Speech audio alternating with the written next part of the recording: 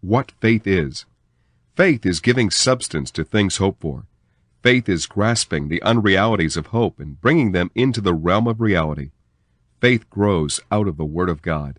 It is the warranty deed that the thing for which you have fondly hoped is at last yours. It is the evidence of things not seen.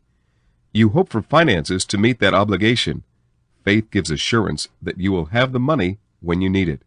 You hope for physical strength to do the work that you know you must do. Faith says, God is the strength of my life. Of whom shall I be afraid?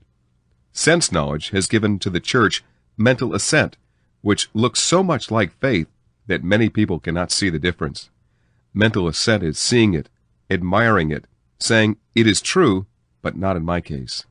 Mental assent agrees that the Bible is a revelation, that it came from God, and that every word is true. And yet, when the crisis comes, it does not work. It simply recognizes the truthfulness of that wonderful book, but it does not act upon it. Hope says, I will get it sometime. Faith says, I have it now. Mental assent says, it is beautiful. I know I should have it. For some reason, I don't get it. I cannot understand it. Sense knowledge faith says, when I see it, when I feel it, I will know I have it.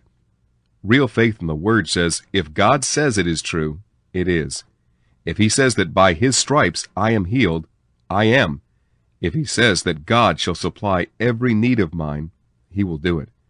If God says He is the strength of my life, He is. So I go about my work because He is what He says He is, and I am what He says I am. If He says that I am strong, I am. If He says that I am healed, I am. If He says that He cares for me, I know that He does. So quietly I rest on His Word, irrespective of evidences that would satisfy the senses. Real faith is built on the Word.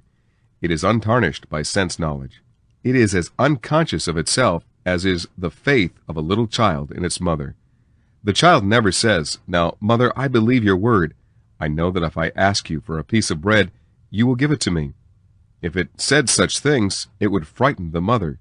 She would wonder what had happened to her child. We have built around faith a strange wordology that is like a barbed wire entanglement. You hear men and women cry, Lord, I believe. Help thou mine unbelief. You hear them pray for faith. You hear men tell God that they know that what He says is true, that every word He has spoken is true. All that indicates the dominion of sense knowledge over the spirits, that the Word has not yet gained the supremacy in their lives. Faith is the result of the Word dwelling in us. I don't mean the Word committed to memory. I mean the Word lived, practiced, until it has become a part of ourselves. We meditate in it. We think deeply in it. We feed upon it. The Word becomes a very part of ourselves. This word of faith builds into us confidence and assurance. Sense knowledge will fight every step of the way to hold us in the realm of things seen, felt, and heard, but we persistently drive ourselves into the Word until the Word is a part of our being. The Word is real.